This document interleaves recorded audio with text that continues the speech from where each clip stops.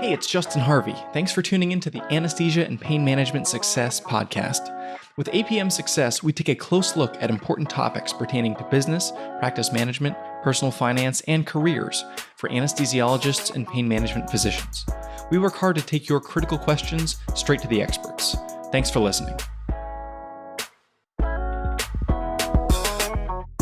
Hello and welcome to episode 185 of Anesthesia and Pain Management Success. I'm very pleased to be joined today by Dr. Max Feinstein. Dr. Feinstein is currently a CA3 at Mount Sinai in New York. He has a master's in bioethics, and the reason he's here today, I think he has done an exceptional job of cultivating a following on, of all places, YouTube, through educational videos he's created having to do with the specialty of anesthesiology. And I'm really excited to talk to him today about his journey. Welcome, Dr. Feinstein. Thank you very much. It's an honor to be here. Please call me Max. And I'm Sure. excited, Justin. Yeah, happy to do that. So why don't you, for starters, for our listeners, before we jumped on this discussion, I was mentioning to you, I think that physicians being able to carve out their own corner of cyberspace, it's really important for a lot of reasons. And for any listeners who haven't heard some of my prior conversations on this topic, would encourage you right now to go to domains.google.com, check and see if first name, last name.com of your name is available and grab it. But for you, Max, talk about your journey, what has taken you into medicine, what has taken you into anesthesia, and ultimately what has taken you to becoming a rock star on YouTube. I had a very circuitous route to where I am right now. I actually was very interested at a young age in music. I grew up playing drums. And when I was in high school, I was playing in bands and I was very interested in recording. So my parents are really supportive of whatever endeavor I have picked up. And they were fine with me having a drum set in the house. And I made a small studio and I was recording my bands. And so then when I went to college, that's what I wanted to do. And I spent the first year and a half at the University of Southern California working towards a degree in music business with an emphasis on recording. And the more that I learned about the industry, the less I was excited about becoming part of it. But I wasn't sure what else I wanted to do. So I ended up asking my brother-in-law for some advice. He said, why don't you get a philosophy degree? You can do philosophy. You can demonstrate that you can think critically about anything. Mm-hmm. And I thought that was a pretty compelling argument. So I ended up getting a philosophy degree, which was wonderful. The only thing that I didn't do was figure out how to practically apply that degree to anything else. I really just, by the time I graduated from college, didn't have any particular interest. And so I circled back to an experience I had when I was in high school where I'd done some shadowing in an ambulance and thought, well, maybe I'd be interested in medicine. And so after I graduated college, I started taking pre-medicine classes. There's a program called a post-baccalaureate pre-medical program where you can just take the necessary classes to apply to medical school. I did that for a couple of years and thought it would be a great fit. And so then I ended up in medical school. And how did you land in anesthesia specifically? Anesthesia was also a circuitous route. I had spent a long time thinking I would go into infectious diseases. I loved the idea of sort of solving mysteries. That's really, I think, the reputation that infectious diseases have. You have to go uncover as many clues as you can and try and figure out exactly what it is that the patient is bringing to the table. I love episodes of House as much as the next guy. Exactly.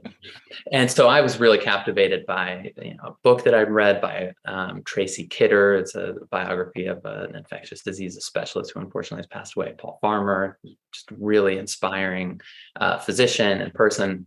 And so I thought, wow, I'd love to aspire to be something like that. But as you know, the first couple of years of medical school are pre-clinical. And so I hadn't gotten into really clinical medicine at all. And then once I did, and I saw what the day-to-day life of an infectious diseases specialist is like, and I'm so glad that there are people who are willing to do that. But I was just not one of those people. The outpatient clinic is just not something that made me really excited. And then the day-to-day inpatient services similarly were not particularly captivating for me. So I started to look elsewhere, and I was on of all things, I was on an OB-GYN rotation, and happened to start talking with the anesthesia resident who was in the operating room. And I knew nothing about anesthesiology. And I thought, I mean, basically, it was my understanding they just had a patient go to sleep, and then they sat there, maybe played to whatever the game was that was popular at that point, a decade ago. And then just woke the patient up at the end and didn't really know a lot about medicine.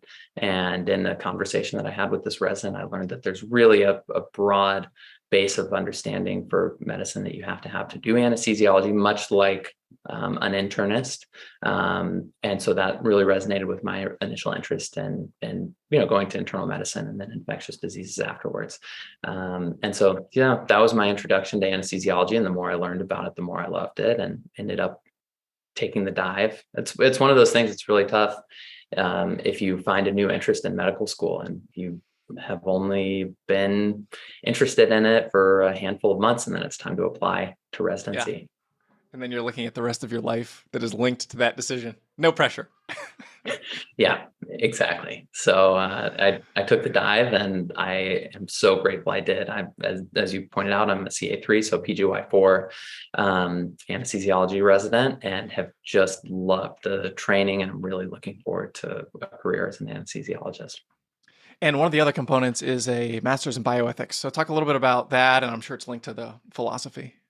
Exactly. So that, years later ended up being the actual connection to my philosophy background, was, figuring out how to think critically about some of the more philosophical problems that come up in medicine, and be able to apply that to clinical medicine, or, really any aspect of medicine. And so I felt like the degree that I got, it was a dual degree during medical school, really just helped me think about what I was learning in medical school from another dimension, and has just really enriched the experience that I had in medical school and also in residency as well.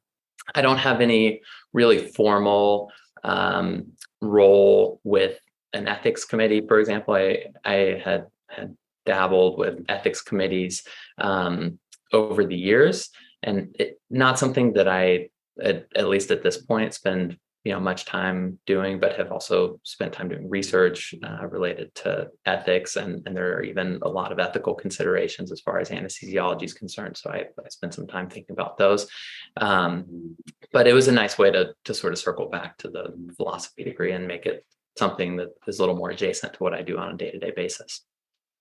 Awesome. And then, so now you're CA3, and you've got this YouTube channel. For our listeners, go to the show notes. So apmsuccess.com/185. I'll link to all the various collateral that Max has created out there, including his YouTube channel. Coming up on 9 million views, I believe. I checked this morning. And I'm curious to understand, so you mentioned anesthesia, you're in New York. At what point were you thinking, I want to start documenting this, and I want to share with the outside world kind of what it's like to be an anesthesia resident? And then how did things unfold for you? Yeah, the origin of the YouTube channel, which just far surpassed what I thought I might gather in terms of interest for what I was doing, it started. There basically was nothing good that came from COVID. But if, I guess, for me, call anything a silver lining, it's that when the initial pandemic hit, and I was an intern, I was rotating through internal medicine, and so I was not on anesthesiology yet. I still had a few months before I was getting ready to start my formal anesthesia training. And I was given a schedule that was designed to try to reduce burnout. And I would say it was very effective. So we were scheduled to have a week on of service on the internal medicine service, and then a week completely off. And then we were just alternating week on, week off. And so I found myself during the week off with nothing to do. And this was the very beginning of the pandemic. Everything was completely shut down. But fortunately, I live really close to Central Park, and my wife and I had my wife, who is the same PGY level as me, and she's a dermatology resident. And we had just gotten a dog right before the pandemic started, so we spent just a lot of time walking around Central Park with our dog. And the other thing we were doing with our time was what everyone else was doing, which was just watching everything that was on Netflix. And then I never really spent any time on YouTube, but after we watched everything on Netflix and we started looking at things on YouTube. And so then on these walks in Central Park, after letting these videos that I was watching percolate about whatever was popular, I started to think, I'm coming up on my anesthesia training. It might be really interesting to start documenting what that training experience is like. And the target audience that I had in mind, I had several in mind when I initially had this idea, was one, it'd be interesting to just share this with other, medical students, really, who were just, a few years, that I was just a few years out of being in the position of trying to think about what it is that I want to do. And the context that I'll add is that many medical students don't get any exposure or much meaningful exposure to anesthesiology. It's not a required rotation in many schools, certainly not mine. It actually is a required rotation at Mount Sinai, which I think is wonderful. But a lot of places it's not. And there just aren't very many resources. I couldn't find that many resources talking about what exactly being an anesthesiologist entailed. So initially I thought this would be great for medical students. And then the other audience that I had in mind is my parents, because they have no idea what it is that I did on a day-to-day basis, except for when we caught up on the phone. And when we did, I wouldn't want to spend the majority of that time just recounting, what my work life had been like. I couldn't imagine they wanted to hear so much about that. But I thought if I made these videos, they could see what exactly an anesthesiologist does. And fast forward now several years, and I have learned that there has been a pretty significant interest among the general public in anesthesiology and learning what goes on behind the drapes. And so over time, that's also become an audience that I try to speak to when I'm making my videos. Yeah. The one that I think captured my interest initially was you were doing a calculation about the price of the drugs you were using, which is, I'm very interested in the economics of healthcare, and we talk a lot about on this show. And we won't go down that specific rabbit hole, but I think it's really interesting the breadth of topics that you cover. And some of them, are kind of technical, like doing the math of like how are we sourcing drugs and how are we understanding costs and thinking about cost and utilization in the OR and like clinical decisions related to that. I was really impressed. Then I found out, oh my gosh, this guy's just a resident. He's doing some great work out there. Talk about the first video that you did and like, how did that, did you just take your iPhone and talking into it, or how did that unfold? Basically, yeah. And I won't talk too much about the first video that I made because honestly, they were just terrible. Yeah.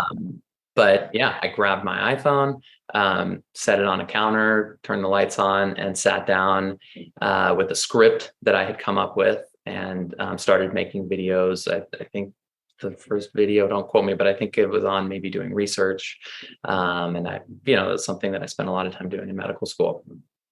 And I was very stiff, and I was reading off of a script, and I don't know that it was particularly interesting, but I kept trotting through it because I enjoyed it. At the end of the day, I try to just make sure that I'm still enjoying what I'm doing and not turn it into not let a hobby become something that feels more like a job. But yeah, my first video, I was just sitting, I think, on a couch, reading off a script. I'll just say I'm lucky that, I was able to get any subscribers. Yeah, I'm laughing because I deeply empathize, and whenever I start to get too high on my content horse, I just have to go back to what was called at the time Anesthesia Success Episode 2 or Episode 3, and I just wince. So if any listeners are looking for a good laugh, check that out, the early episodes of this show. It's amazing what doing something 200 times will do to your comfort and familiarity with, especially this format. There's a certain mindset and a certain way of communicating that you get more comfortable with, but you've got to for anybody listening who's like, how could I ever, get to that point? Well, the answer is you got to push through a lot of really crappy videos or podcast episodes or like whatever it is. You got to get through the bad stuff to get to the Yeah. good stuff. And unless There's you're willing to be embarrassed, you're never going to get there, but you can. But a necessary prerequisite is that you push through it. Exactly. And this is a sort of cheesy thing to say, but in learning how to do the sort of basics of video editing and thinking about lights and audio so that the videos are at least watchable, I have gotten advice from another YouTube channel called Think Media, and their intro motto or slogan is, you got to just press record. And I mean, I think there's really something to that. If it's something that you're interested in doing and making, any sort of content to share with other people, you just have to get started. Could not agree more. So in the early days, it was the selfie video with the iPhone and you talking about research, and then talk about how things developed and evolved and how your process changed over time. Yeah, I have been tempted, and I'm still tempted the entire time that I've been making videos, to go down the tech rabbit hole. Obviously, it's just so easy to buy really amazing equipment, high quality audio, video, lighting equipment, editing software, and to go down the editing rabbit hole as well, and start thinking about how can I make videos that are really flashy looking, really professional looking. But I really have to weigh those temptations with just the sort of purpose of what I'm doing, which is making sure. I'm going to just let the motorcycle pass here. I don't know how It's okay. loud. I can't hear it. Okay, great. Well, then I'll just keep talking. But for the whole time that I've been making videos, I've just had to weigh the temptation to go down the tech rabbit hole with just focusing on producing content that, for one, I enjoy. But the other part of it is just trying to make content that I think would be relevant for the target audience that I have in mind. So having said all of that, I still actually use my phone a lot, and it's really remarkable. Phones these days take video that is basically, I mean, it's essentially studio quality to at least the average viewer, I think. So I have gotten just a lot of mileage out of my iPhone.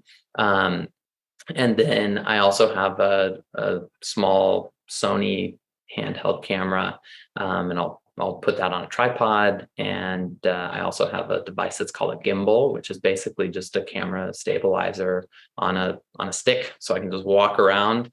And it's really helpful for doing videos where I'm just showing off different parts of the operating room or the hospital. And then I've got a light that I like to use, and that's basically it in terms of my recording setup. Cool. Yeah. And if you want and are open to it, you can maybe just send me a couple of the items that you use, because I'm sure our listeners are interested. We'll link to all that in the show notes, so people Definitely. can click through. As you were describing the the gear and the method and all that, and the temptation to like spend all your time doing that, there's this great book it just brought to mind, The War of Art. I'll go ahead and hold it up, by this guy named Stephen Pressfield. It's really about writing and about the artistic pursuit, and he has this personification of this evil force he calls resistance, and it's like all the things that conspire against you to keep you from actualizing your potential as an artist or an entrepreneur or someone who has some kind of grand endeavor. And a classic example, and I've run into this in the podcasting world, is like the idea that when I spend my time thinking about the kind of mic should I get, this mic or that mic or this boom stand or that one, like nobody cares, nobody knows, and you're just creating excuses to not do the hardest part of what you need to do, which is, as you pointed out, just hit record. Exactly. I have to constantly remind myself of that. And the way that I do is I look at the video that has become the most popular on my channel, which I made with very low production quality. And it is shocking to me that it became popular, not only because of the production quality, but also I didn't think the topic was that interesting. And I just have to look at that and remind myself whenever I'm, looking at Amazon and thinking about what next thing I want to buy. I tell myself exactly what you just said, which is, nobody cares whether or not I have, microphone A or microphone B, as long as it works, it's fine. Yeah. Yeah, it's funny. I had the same experience. I think the most downloaded episode I did was something like episode 19, which so like 170 episodes ago, which was entitled something like "Don't sign an employment agreement before you read this or before you listen to this episode." And it was me and an attorney friend. We were drinking a beer, sitting outside with a. It was very poor audio quality, and I now look back and think, gosh, maybe I should have tried a little harder in terms of the actual quality, but it stands up and it has continued to be, I think, a valuable resource for listeners. So it just goes to show you can't always pick in advance what you think the winners are going to be. What was the topic of that video you recorded? The topic of that video was how an anesthesiologist sets up their operating room. So I was basically just going through day one of anesthesia residency.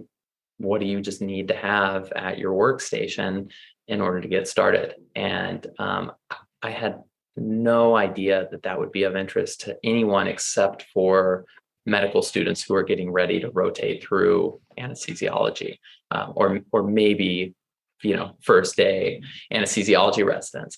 But the general public has been really interested in seeing what it is that I use on a day-to-day basis.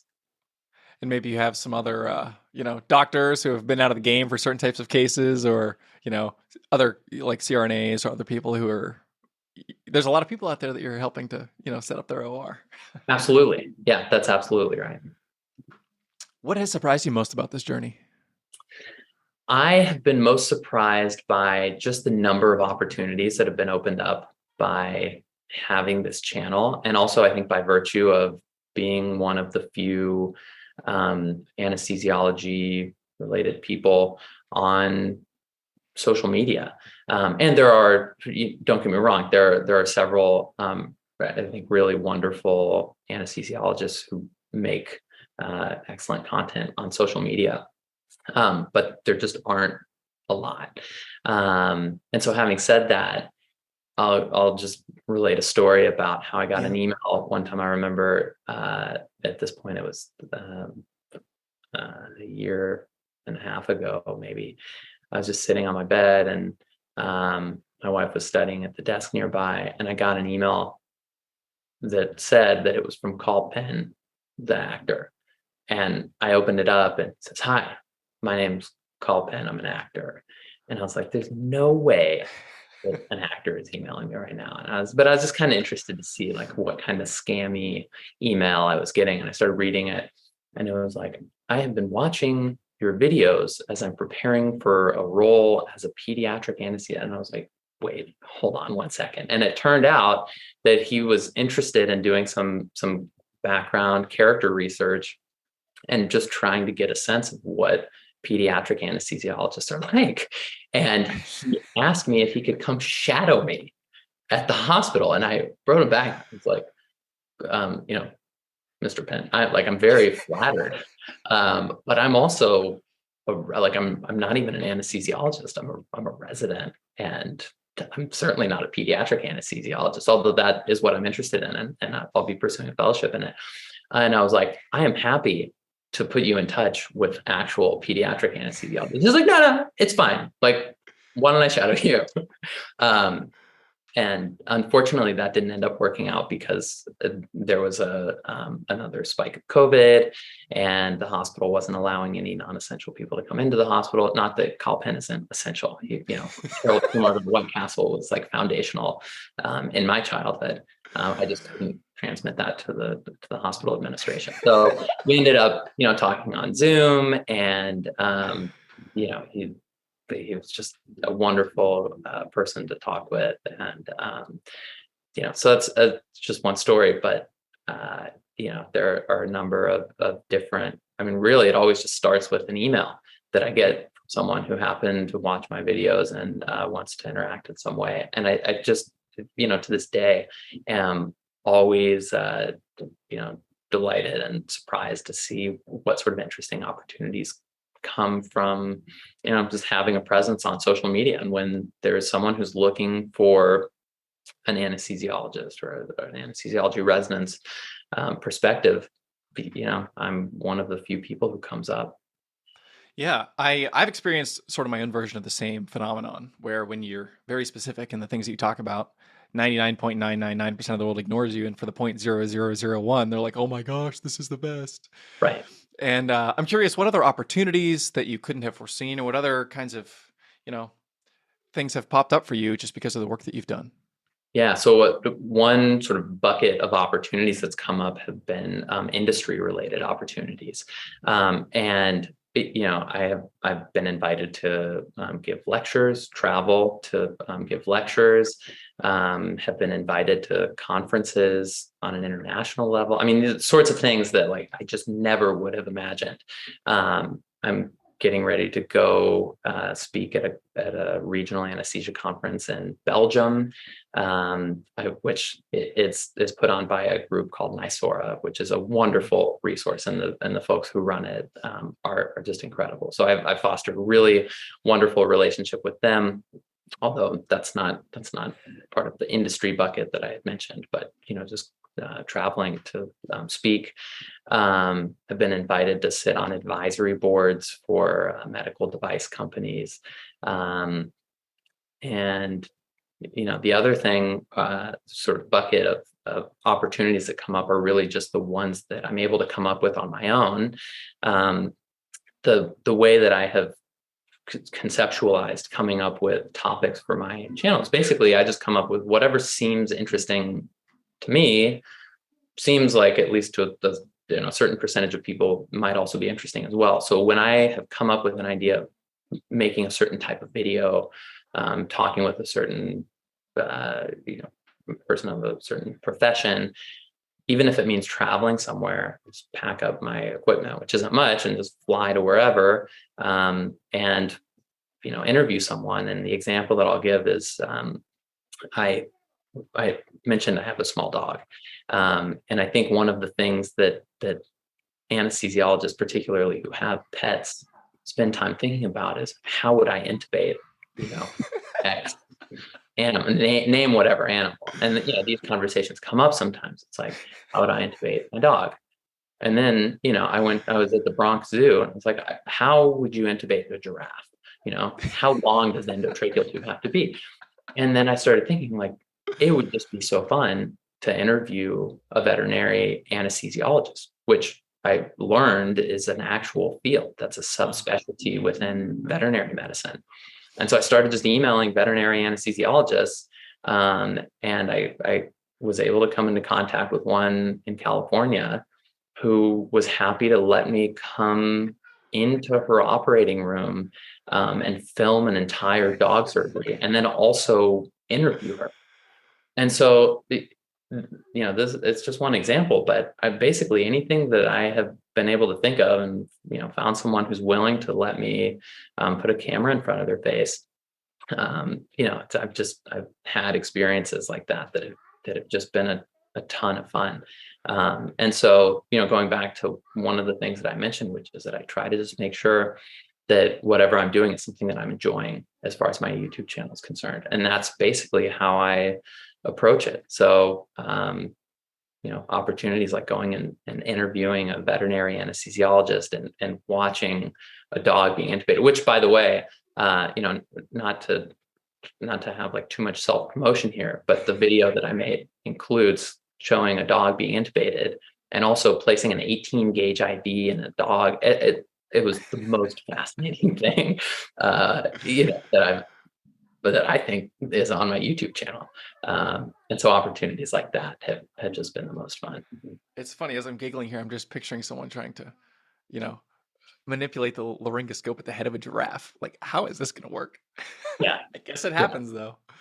So it might interest you and your audience to know that, a lot of zoos, unsurprisingly, have, media agreements with major organizations like National Geographic. I had actually called the Bronx Zoo and I was like, hey, can I come, film you guys doing stuff? They're like, no, we haven't. They're like, we have an agreement with National Geographic. And I was like, oh, I have like 20,000 followers. Yeah. I don't think so. Oh, that's so funny. Um, Do you have any like other words of encouragement or specific, maybe actionable? If somebody out there is thinking, I want to go from zero to something more than zero in terms of my online footprint and getting my name and face out there, and you just talked about all the cool opportunities that it's difficult to quantify. And if you go into it like with the idea that I'm not going to be happy unless I get that opportunity, usually it just won't come to fruition. But if you're kind of playing for the love of the game at the outset and you're like, I just want to share my passion with the world, and it just so happens that it's an area of my deep expertise, it does create good things. So talk about like what should somebody do if they want to go take that first step? From a practical standpoint, I think just writing down your ideas in a central spot is really important, and just carry a notebook with you, or even just on your phone. I mean, this is what I do. I just have my notes app, and anytime I think of something that I may want to turn into a video at some point, I just write it down. That makes it really easy when I have time and want to make a video. I just sit down and look at the list of ideas that I've come up with and just pluck an idea off the list and go ahead and make a video about that. That is much less intimidating, I have found, than sitting down in front of the camera and thinking, okay, what am I going to make a video about? But if you already have a list that you generated, it facilitates that process. And along those lines, I would encourage anyone who's thinking about making any type of social media or content that they would like to share, just consider that what may seem mundane to you in your area of expertise, or the area of interest where you're making your content, actually might be of a lot of interest to many other people. And the example that I'll use is, my day-to-day setup in the operating room. I can guarantee you that basically no anesthesiologist thinks that the basic setup that we do for providing anesthesia for any type of surgery, nobody thinks that that's interesting.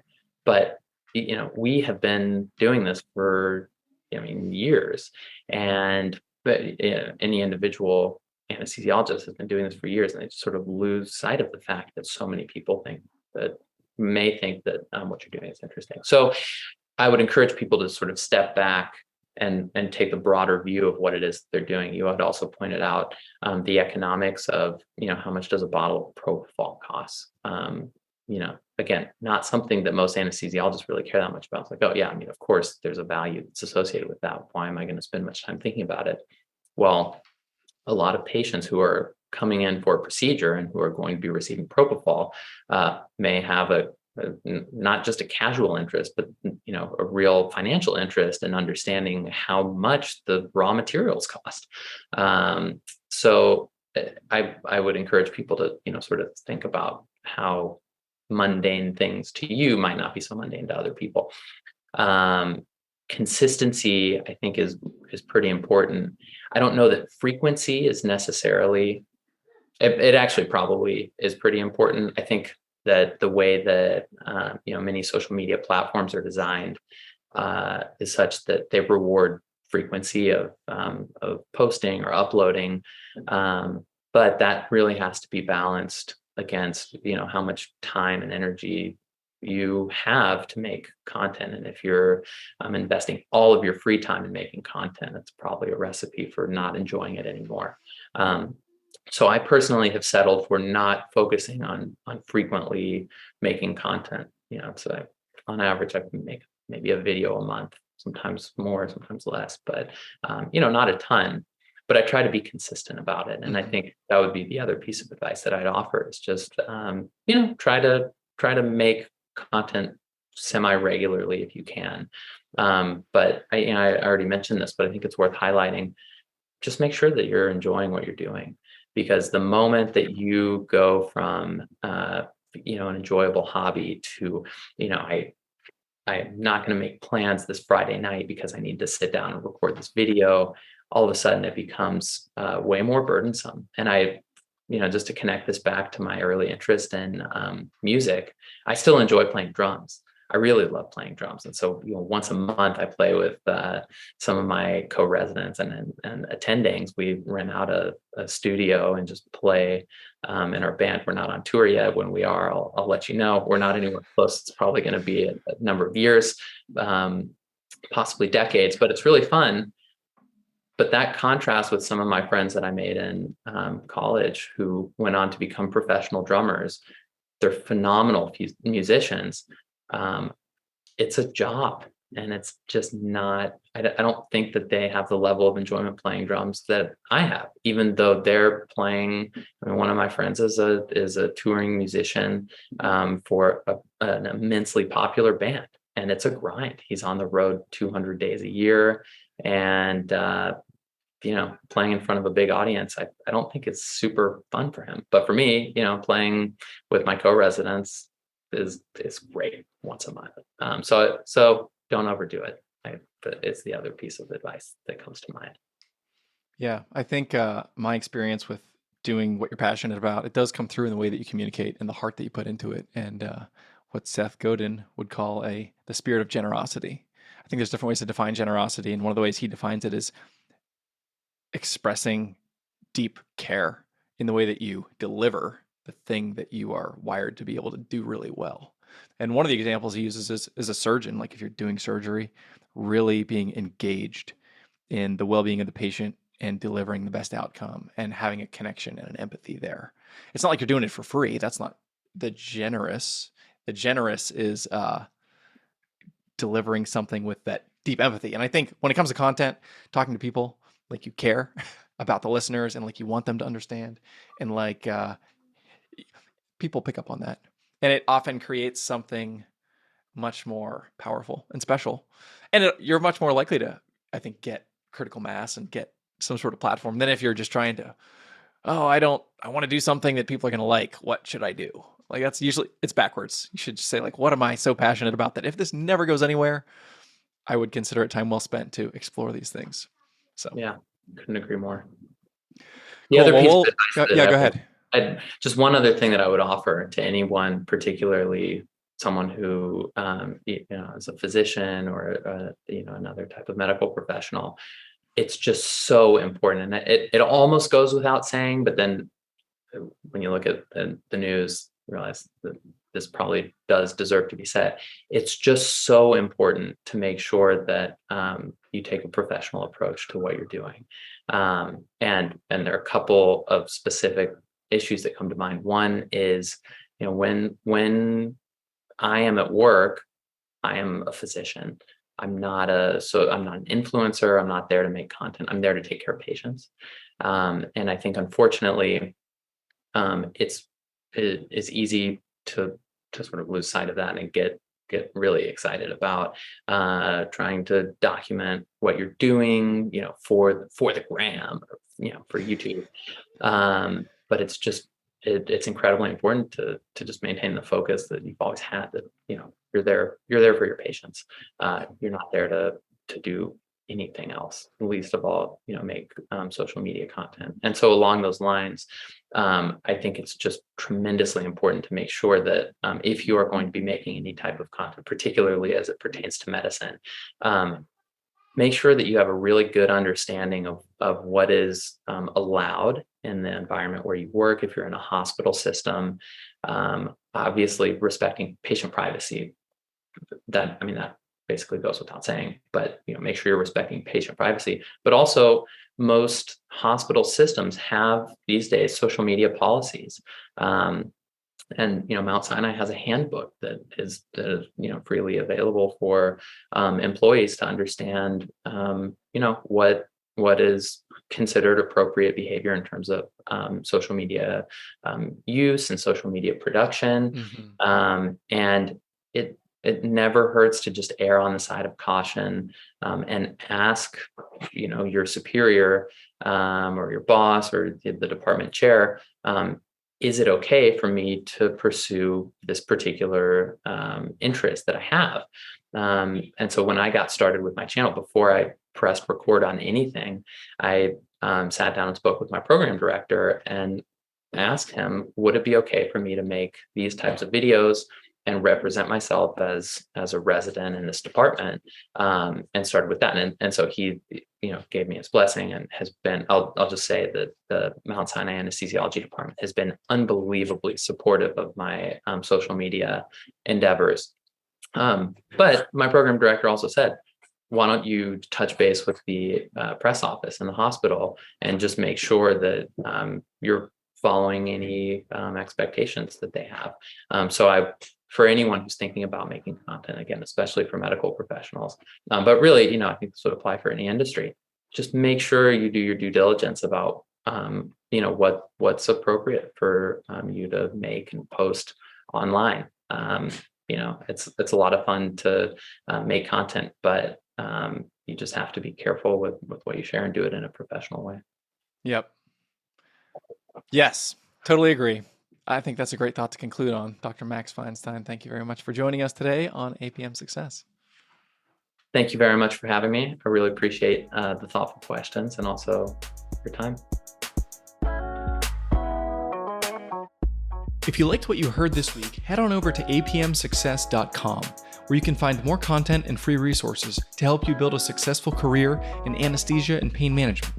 If you wanted to leave a review in iTunes, I'd also really appreciate it. Thanks for using some of your valuable time to join me today on APM Success.